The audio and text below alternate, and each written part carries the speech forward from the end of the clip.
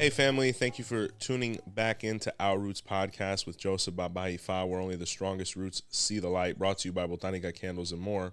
If you haven't had the opportunity, please be sure to like, comment, share, and subscribe to the channel. Really excited about today's episode. Someone that is very dear to our spiritual home and has accomplished quite a lot in a very short amount of time in this spirituality. Please join me in welcoming the author of Lukumi ABCs, Miss Ashley Gamry. Hello, hello. 𝗃𝗏𝗿𝗲. Thank you for having me once again.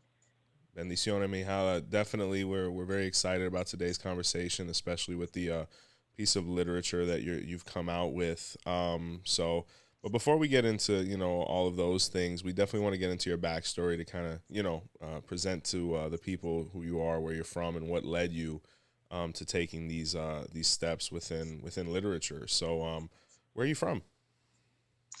Yes, of course. Let's start there. Originally from Brooklyn, my family, now I get it from both sides. So I have my mom who's Puerto Rican, her father came from Spain, and then I have my dad who's Trinidadian. So spirituality was kind of just always around the folklore and all the stories, but it's just something that was always hush hush growing up. Especially in Brooklyn, you see it a lot in the Botanicas, but you walk in, nobody looks at each other, they buy what they need to buy, and they get out. Yeah, you keep it moving. No one wants to recognize anybody because Lord knows why they're there. So it's botanica politics, to say the least and the best. So, what were some of those first experiences? Was it a botanica? Did you ever see anything at home? Was there an aunt? Um, what was that first exposure like? Oh man, it was my grandmother. My grandmother had a huge altar, her and my uncle, with the statues. And as a little girl, I always used to love playing in that room. Didn't know why until now, but that was always like my play spot. And it was like, okay, but don't touch anything. But the rock guy, you can talk to him, you can give him stuff, you can take the candy, but everything else, don't touch. And that's when I first, I guess, seen the religion. And then, of course, going into the botanicas with my mom, you're a little kid, you're looking around at all these shelves, all these cool things that you can't touch. And I remember going there, and there was this drum, like bigger than me, and I wanted it so bad. Didn't know what it was for. I just was like, this is a toy store. And my mom was like, no, you can't have that. That's special. You can't. And it's like, it was this thing that's like, oh, why? Why can't I have that? And then the secrecy kicked in, and it made me even more curious. No, that makes perfect sense because usually we want what we can't have, or people say we can't have. So, at what point do you start, or around what age do you start saying, "Hey, I'm really interested in this," and start delving deeper? And what were your first experiences as far as like what you found out about, like when you actually found out about Santeria? What drove you to that, and what were you thinking once you're like, "Oh my God, this is a whole religion"? Well, it started a lot with dreams. I would always have a lot of dreams that I would tell my mom. And then I remember telling her a few. When I was younger, they would get ignored. But as I became a teenager, I started telling her a few that she was like, oh, okay, something's up here. And then she would take me to get readings. And then from the readings came, oh, she needs a bath, she needs this. So it's everyone always kind of tiptoed. No one really practiced the religion on a daily basis. It was always when an emergency came up, which is unfortunate because a lot of people live that way. So it was around those teenage years when I started just emotionally up and down, and the dreams were up and down and dark, where I was like, okay, this is what the family practices. And we go to this lady and we get read, and she tells us what to do and what baths to buy. And then I always used to just go for a checkup, but never would go routinely to be like, okay, what's next? What do I got to When was the first time you heard about Yemaya? do? It was a beautiful reading I had with, God bless her, an older lady, Doña Ana. I don't know why we went to the Bronx because people from Brooklyn don't usually go to the Bronx, so she No, must have been really it's good. yeah. If we went to the Bronx to see her, then she was legit. And she just was talking to me, reading, and then she's throwing the cards down, and she gets this smile on her face. And whenever anybody's getting a reading and the person starts smiling or laughing, you're like, oh, what's that, good or bad? Mm. And she was just like, I see Yemaya walking with you. I see you dancing in the beach. And she was just like, watch. Like, watch. And I'm like 16, I'm like, that's it, watch. But then hearing Yemaya, I was like, okay, now I gotta find out more about who that is. And then I go and I'm like, I didn't even realize this is how much I was in it, but not in it. One of the statues that I had actually taken from my grandmother was a Yemaya statue. The one where she's in the water, where her hands open. I think the Lady of the Stars. Yeah, some people call her like And la diosa del mal, or they syncretize her yeah, sometimes with like the Olokun energy as well. Very popular image, and you people have those kind of experiences all the time. It's almost chilling, but in a good way. We're like, oh my god, I was always right next to it. But sometimes, until someone opens your eyes, you're kind of blind to it. Like, wow, it was right there the whole time. And that actually happened to me with Oshun as well. I remember the first interaction I had with anything Ifa Santeria was actually with 𝘃𝗶𝗱𝗏, or Our Lady of Charity statue, and I was so drawn to it. And then she ends up actually being my Orisha later. Um, you being a daughter of Yemaya, how do you feel like that, even though you were a mother before you knew, how do you feel like now the comparables or the correlations are between you and your style of motherhood, or how much does that influence you as a mother now, knowing that Yemaya is your Orisha? it's funny that you say that because looking back at it now, I was always that kid that was kind of mothering. Like I was mothering my mother whenever she was down, or one of my brothers was hurt. I was always kind of tending to them. It's like anywhere I saw like a hole or something where somebody needed, it's like I would have to go like fill it so that everybody will be okay. Now that I'm actually a mother, it's an overprotective instinct that like I had then with family, and now it's just amplified because it's like your heart is out of your chest and you have to protect this thing you created. And it just knowing that Yemaya is my mother gives me the confidence that I'm going to be the best mother to my kids because how can I not? I have her backing me. So any little dream or something that has to do with my kids, I take it to heart so much because she knows that that will get me to pay attention. And any warning that she has for me is like, oh, I gotta listen to mom, especially when it comes to my family and my babies. No, definitely, and knowing your Odu, there's actually literature there that speaks of the relationship that comes from the process of, pregnancy, and the relationship between the mother and the fetus, and the interactions they would even have before the child was born.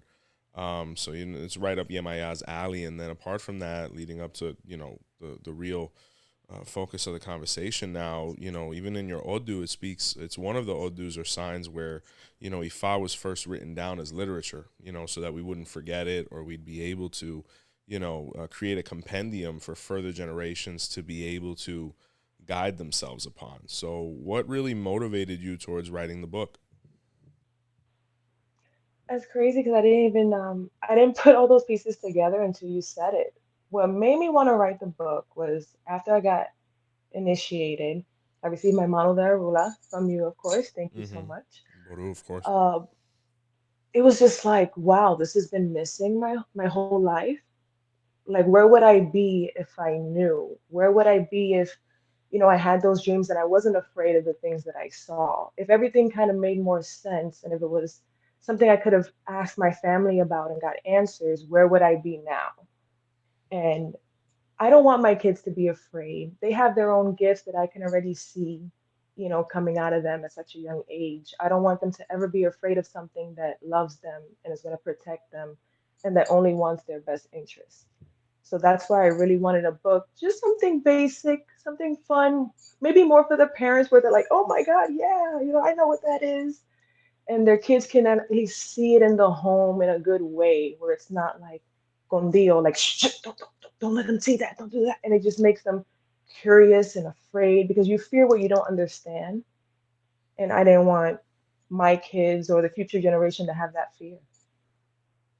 No, my daughter really enjoyed it thoroughly. I mean, the illustrations in it are actually very nice. I mean, not to, I guess, put too much out there, but the issue that's on the front cover, I finally recognized it. I think that's the issue I gave you, when you actually got initiated, if I'm not mistaken. So it was really nice the way everything was kind of laid out, and I really appreciated it because Ifa begins from young. I mean, when we look at the process of becoming a babalawo or olorisha, sometimes we get to this culture a little bit later, where over there you see sometimes 7-year-old priests just walking around, even though they're still going through their apprenticeship and learning and all these other things. They're still involved in the culture daily. They're digesting it. They're learning. So it's really important that we have resources like this to expose to our children, so that even if they're not taking on that full oath right now or delving into that coursework as heavily, they at least know who they are and where their ancestors came from or their practices. So, what effect do you think literature like this, or exposing our children to our culture, such as Ifa or Isha, what positive effect do you think it could have on our community, and I guess ultimately the world as we kind of expand? My dreams and my goals is for it to have a great positive effect, because anytime you see a piece of you out there, even though it's, mainstream, and what mainstream decides to do with it, that's on them. But every time you see a piece of representation of you and your culture out there, it just kind of solidifies, like gives you a foundation of like, yeah, we're here. Like, oh yeah, well, there's gonna be Lukumi books for kids, and you're gonna see it in Barnes and Noble, and you're gonna see it on Amazon, because we're out here, and we're not in the shadows anymore. It's nothing to be ashamed of. Do we still have to have our secrecy? Yes, of course, because that's what makes everything so beautiful. Uh, but at least it would be kind of seen in a more delicate light. We're like, oh, look, it's Eshu. And yeah, he's cleaning the cover, but you might see him in somebody's house a little dirty, and that's okay. It was very important for me to have Eshu on the cover, I tell you, because to me it was like, with Eshu on the cover, it will travel the world because he's everywhere. Yeah. And he's a face that everybody knows. So I really wanted to kind of like bring him back in a mainstream light, instead of, what you might see in him in some like old movies. I remember back in the day. Damn, I wish I could think of the name of the movie now.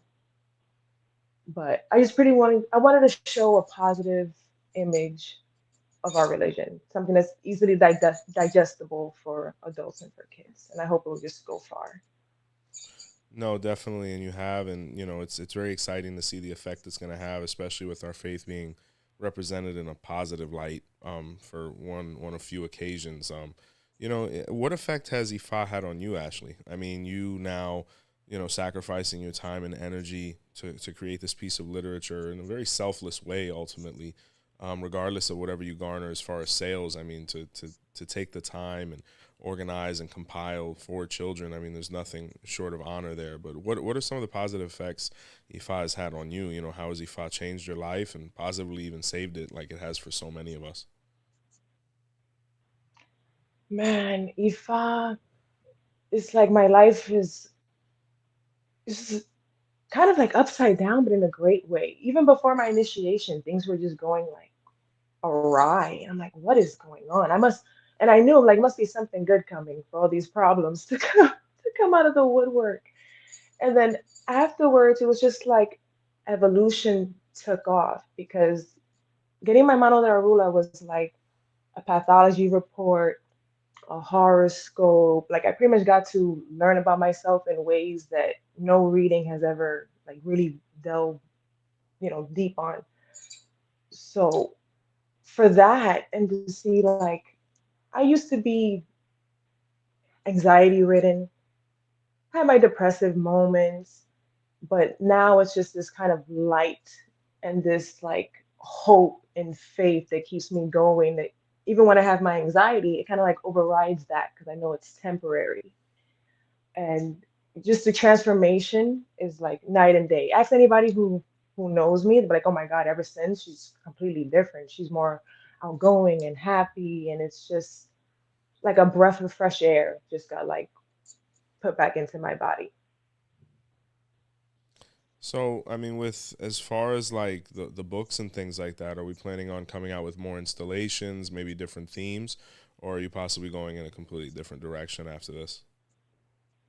Oh no, no, no. Same type of themes, but what I would love to do is, because this is like my love letter to Ifa for saving my life. I didn't forget about that story because that's a story. Um, my love letter to Ifa would include books of Patakis for children because some of the stories are, kind of rated R and Yeah, some are they're kind of intense. Yeah, PG. yeah. But if I can take the lesson there, at least my interpretation of the lesson, and dial it down so that a kid can understand and still get to know the personality, the human characteristics that we put on the energies, so they can become more comfortable with like, oh, okay, Ogun is this type of energy, and Yemaya is like this, and Chango is the party. It will just help them when they get bigger to understand how to work with those energies. So that's the next step for my journey as an author. Awesome. Yeah, it's good to know that more things are coming, and we'll be sure to put obviously your contact information and all of the links pertaining so that people can get their hands on this stuff to begin exposing it to the kids. How did Ifa save your life? Well, it all started with, I want to say, Eshu and Oshun. Well, So I've always had issues, which it's in my Odu, of like I've had ovarian cysts before growing up. So there's always a lot of feminine, issues where you have to go get your checkups constantly. Now, I was healthy, feeling fine, and then time goes on, and it starts with my son waking up from a dream, telling me, "Mommy, mommy, there's two waters." I'm like, "What?" At the time, two waters. I'm like, "Okay, okay, buddy, okay, two waters." Time goes by. There's a two waters botanica. That's the name of it that opens up where I live. wow. I see the sign. I'm like, "Oh, I gotta go." I walk in, and it was like I've been here before, like deja vu. And I'm like looking around, and everyone's looking at me like this. I probably had like the weirdest look on my face. Start talking to the owner, and he's looking at me, and you could tell when when you've been around the religion long enough, you can tell when someone's looking at you, and it's like they don't know how to say something, but they really want to say something, like Yeah, something's picking at them. it's like you're getting read, but they don't want to read you, but they can't help it. But when how do we? Yeah, it's an awkward moment sometimes. Yes. So once that awkward silence broke, he goes, with all respect, when's the last time you've gone to the doctor? And then like he like points, and I'm like, last year? Why? I think you should get a checkup. Like, okay. I took that very seriously because it was June. Mind you, I'm not even good with the feast days. I think it was June 13th because I remember looking and I was like, oh, wow. It was St. Anthony, which to me is like Eshu. It was the feast day. So I'm like, okay, maybe that's a message. You know what? Get a checkup, Ashley. I go to get the checkup. Abnormal cells. We want you to see a specialist. So like now I'm like freaking out. Like what the hell? I was feeling fine. And even the doctor's like, you have no symptoms? Because it's really severe. Like, excuse me? Oh wow. No, I don't have any symptoms. I'm fine. He goes, oh, okay, we don't. Thank God that you came in. So I'm like, oh my God. Okay, so now I find out I'm sick. My initiation is next month. Something was just like, actually be calm. Because if they're going to give you this information, they're going to give you the solution, right? They're not just going to let you just rot. So I'm like, okay, I go back to the guy and I just want to say, oh, thank you so much for your reading. Yep, the doctor's appointment, you were right. I have my follow up, thank you. Not giving too much because you can't give too much because then people will know how to use it against you. So you Got keep him. some things close. And then he goes, oh, I'm so happy that because Ochun wouldn't let me. He said, Ochun? It's like, oh yeah, I'm crowned Ochun. My wife is crowned Yemaya. That's why we're two waters. Oh I'm wow. like, oh, okay. Fast forward. Now I know Ochun, Eshu helping me out. Okay, boom. during my ceremonies. And I don't know if you guys noticed, I was like all in it because to me, I'm in Ochun's house. Sure. I have you there, Poroye. I'm like, this is Ochun filled home. I'm gonna Yeah. soak in every moment of this. And then after, because even in initiation, you didn't bring up anything about me being sick, which was like, okay, is that a good thing, a bad thing? You know, I didn't know how to take it. And then when I go to get my visit with the specialist, this is how subtle and how beautiful Orisha and spirituality and espiritismo, because they were all there. This is how it works. So subtly, but so in your face. The doctor that they send me to, big, tall, white man, looks white, but it's because he has impetigo, where the skin after a while lightens up. That'd be vitiligo, I believe it is. Vitiligo. Yeah, I don't know what impetigo is. I have to look that up later. Vitiligo. But I'm like, okay, and I see that he was a man of color. And I'm like, oh, all right, cool. And then I look at his name, because mind you, they just sent me somewhere. I don't really look at the doctor. His name is Francisco Dueño. So I see this tall man, minority, but he looks white to me because he has the skin disease. Last name Dueño, and he has a big statue of Yemaya and a palm, like from Palm Sunday cross, right next to his desk. Wow. And I'm looking at him and I'm like, this is Yemaya telling me it's gonna be okay. Looking at him, I saw San Lázaro just because of the way his build was. And the name Dueño, I'm like, Dueño, Dueño. If it wasn't for your YouTube channel and all your teachings, I would have never have remembered that. What is Baba Luaye? What does that name mean again? His name? He's the owner of Earth. He's the master of Earth. Yeah. The Dueño. And then with Francisco, it reminded me of my Francisca. So it was just like the calm that came over me in that room. And then he does his exam. 2 weeks later, a week later, hey, God bless, everything was fine. I don't know what they saw. You're all good, but Wow. come back in 6 months. And then since then, God bless, I've been good. So that is the moment where I'm like, wow, Ifa really stepped in and saved my life. And they let me know they were there in the most subtle, most beautiful way that I can tell somebody else and they'll be like, oh, Ashley, that's too, you're crazy. I'm like, it's so many coincidences that in my heart, you can't take that away from me. No, that's definitely a beautiful account, and that's happened before. Because what happens is Ifa focuses on what is imperative, right? So when you go through a holy thought process, and we really don't focus or touch on sickness or health or anything like that, it can be very confusing and sometimes a little disheartening. Like, does anybody know what I'm going through? Does anybody care? Usually when things like that occur is because it's already been resolved even outside of our knowledge. So it happens all the time where people will go through, and even though things aren't spoken about, it's usually because they're going to resolve, from the ceremony in itself. Ifa always makes us focus on that which is coming, especially if we're going to move on from what we're focusing on to be able to focus on what is to come. You know what I'm saying? All the other themes that we were able to speak about with you. So but it is miraculous. Ifa has this thing, with the amount of medicines that are given to you during the ceremony, the process you're going through, the orishas you're receiving. I mean, it's countless. So I have a question, especially after going through a situation that, could affect us internally from a feminine standpoint.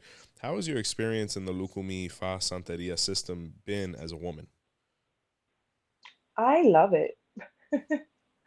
I've I've always felt empowered the whole entire time. Um, Everything has a time and a place, and every person has a role to play. And there's never one moment where I felt like, oh, well, I want to do this. Like, why can't I do this? It's always been this kind of just understanding, like, it's not my role. There's never been like, oh, I want to sacrifice. Why can't I? I've never had that. I wouldn't even know what you would call it. I've always felt empowered the whole time being a woman in this religion, and no one has ever made me. doubt that or question that. In fact, I think people kind of not fear women more, but they look at a woman like, you know a lot, you have a lot behind you. I ain't gonna mess with you too much because you're probably seeing right through me. It's like I've noticed that more than anything negative about being a woman in this religion. Well, that's why the education process is so important because when you look at something as children or as women, these are the most precious things we have in nature. Not to say men are not valuable or precious, but our whole base of existence is based on women procreating and the preservation of our children. So the education process is key because as Babalawos, we have to make sure that our community is up to par as well from an education standpoint so that we don't get lost, so that we don't get disoriented, taken advantage of. So that's very key there that, that education process has happened for you to be able to progress and see the benefits of it. How important would it be for you or how, you know, positive would it be to you to see your kids ultimately get initiated and practice Ifa as well? Just being the mother that you are, being the practitioner that you are, what level of gratification would come from that? Just seeing your kids, begin to walk the path, a little more formally. Man, nothing would make me happier. I'm trying not to force it on them. I'm really not. I'm trying, but they see it in the house, and so they see things and they want to participate. And so I'm just kind of encouraging that where like my daughter can come into my altar and she would turn things around. And I just look at it as like, you know what?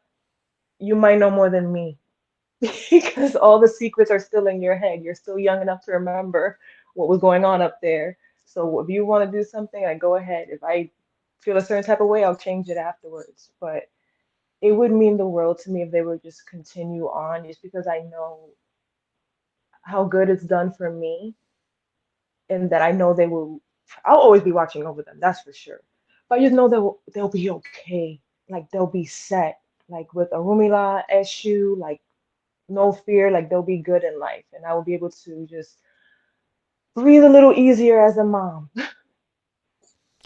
No, definitely. And another dynamic with you that is interesting is you actually received um, Ifa on a singular basis, as far as, your partner not being initiated at the same time or as well. How has Orumila positively affected your relationship in that regard? And more importantly, how has the process been, especially being with somebody from a completely different walk of life, introducing them to the concepts of Ifa? How has it been received? Because a lot of people are interested in that because you have people that are initiated that their partners aren't. Some may, some may not. But how has your personal experience been as far as introducing your beliefs to your partner?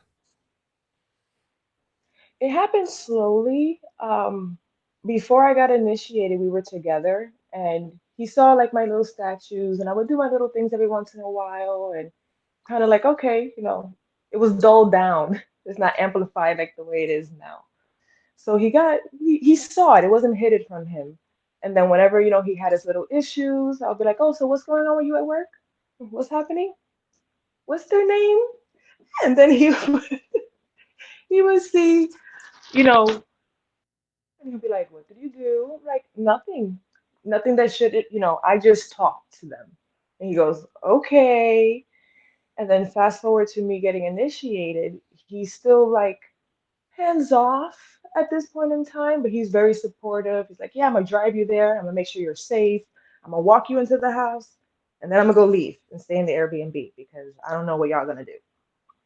But he's always been supportive. But now that a whole year has gone by and he seems to change, it's kind of like not a jealousy, but it's just like a hey, maybe I want to get into that because I see what it did for you, and I think I might need some of that. And it sometimes it just takes somebody seeing for themselves the path they want to take, and you shouldn't force it on anybody.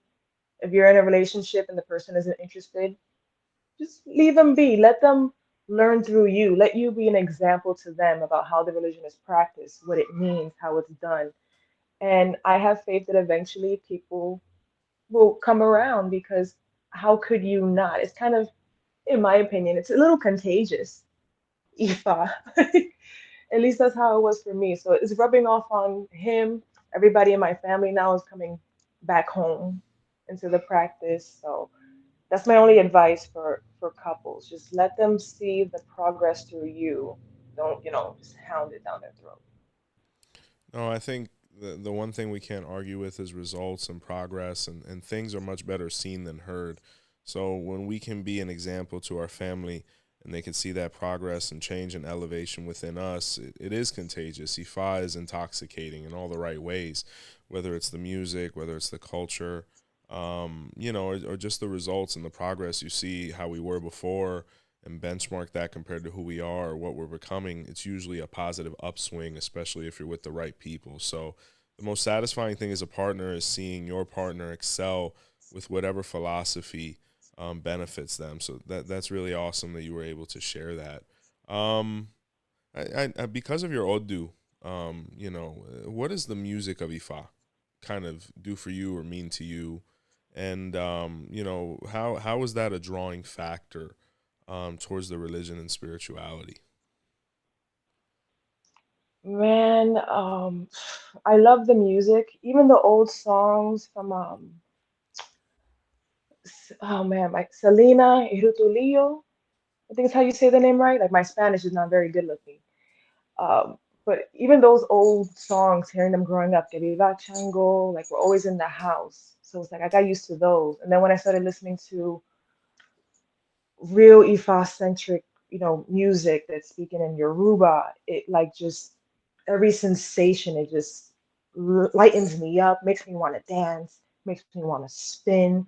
It just re-energizes me to the point where now I start to make it a routine to always leave music in the house playing. At some room always has to be some type of like drumming, beating, some rattling going on because it's just so comforting. It just makes me feel like I'm at home. And I think that's where it all goes back to me falling in love with the drum when I was a little girl. It all makes sense now that I'm older. Definitely, you get those confirmations, and it definitely has a healing property to it. What's next for you? Apart from like the literature and the professional things you have going on, what are some of your spiritual goals coming up? What are you really focusing on? As far as accomplishing coming in the near future, is it more mediumship? Is it possibly crowning? Is it, are we what directions are we kind of seeing ourselves going in? Definitely working towards crowning. I've been blessed with so much this past year.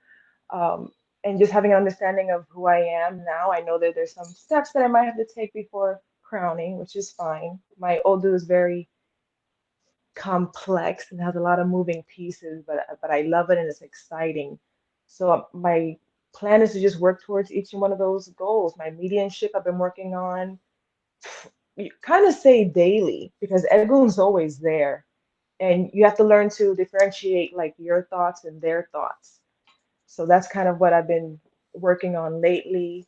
Um, it's funny, as time goes on, your gifts develop, but you kind of just you underestimate the own power within you. And lately, more and more, I'm seeing that like the more faith I have in myself and my orishas, the more my spiritual gifts are coming out, and I'm actually able to use it now. Not in a monetary sense yet, but anytime I feel like I can help somebody, I step in and I do. And to know that I'm seeing results, it's like, okay, I'm on the right path. I'm doing the right thing. I'm just taking my time with it because I see the way you work, Padrino. I see the way Erica works, and it's very time consuming. So I just want Oh to be yeah. able to juggle it all. And then on top of that, I taught myself day trading. So that's a whole other thing that like has to do with my Odu, where I'm learning how to make money in a different way. And I want to eventually get to the point where I can teach people to make money. So that's another thing that I'm working on. Well, that's really exciting because that's definitely a topic of interest now. Like people looking into more passive ways to generate income, and the stock market is such a enticing thing, but it is very complicated, or complex. being able to understand what to do, when to do it, how to do the right thing. So definitely we're excited about that progress with you as well, because that could be a whole nother episode, as far as, finances, which is, really big with us being so entrepreneurial. And Ifa having a very entrepreneurial characteristic as well. So I ask you, do you have a final message or some final thoughts for our viewers, or anything you'd like to leave them with, as far as your, views, experiences, or anything you want to say to them as far as, accomplishing their goals, especially with the year you recently had? Um, I had this epiphany the other day that I would like to share. Sometimes we sit and we wait for things to kind of happen, or we like, oh man, things are really down on my luck. Let me go take a bath for luck, right? Or a money bath or a money candle. And what I learned is that luck is when preparation meets opportunity. Ashe. That if you want to be lucky, right? Lucky, abundant, you got to work for it and you got to prepare for it, because Orisha might put you in that spot. But if you weren't prepared, you're not going to stay there long, or you're going to embarrass yourself when you're there. So just keep on working to be prepared, and the blessings and opportunities will come. Just be patient and work up a sweat, because they like to see you sweat in order to give you your blessing. So just hang in there and just be prepared. No, it's a really amazing message, and I believe that. I believe victory is in the preparation, and luck is what we make of it through our preparation, like you mentioned. And we're really excited, obviously very proud of all of your accomplishments, and especially with this book and all the things you have coming forward. It's very exciting, the prospect of your progress and how many lives you're going to affect positively through what you're doing. So from all of us here at the house, congratulations, and thank you for a wonderful conversation. Thank you, thank you. No, I can't wait to be back with more news and more exciting Sorry, things to share to help the community in any way, my shape, bad. or form.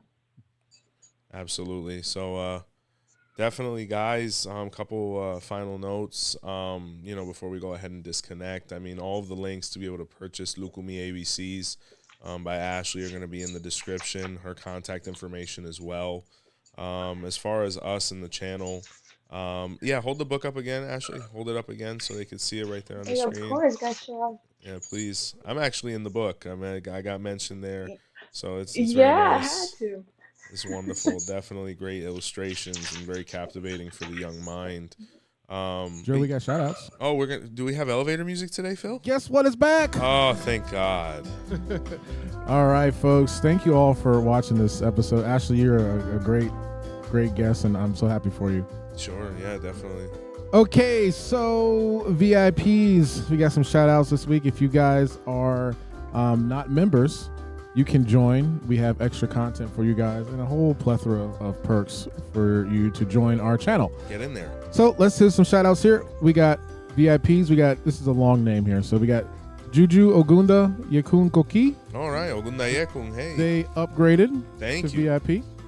We got Lulu Sprandell. This is 7 months as a VIP for them, so congrats. Wow, Lulu, thank you. Junior Nenez, another 7 months. Bendiciones, man. congrats Hell to yeah, that. my godson Junior, yeah. We got Alexa De Vivero, Alexa, another thank you. VIP. And then let's give a shout out to our super fans here. So we got, there we go. We got Ogunbi for 7 months. Ogumbi, blessings. We got Gilly84 for 7 months, super fan. Gilly, thank you. We got Carolyn Muniz. Carolyn. And we got Trinity Young for super fan. So thank you guys. Thank you Appreciate guys that. so much. And if you know anybody that can benefit from the channel as well, please let them know about it. The podcast is on all major platforms. It's doing pretty well, very well from an audio standpoint as well. Botanicacandlesandmore.com is up and running. And until next time, guys, thank you and see the light.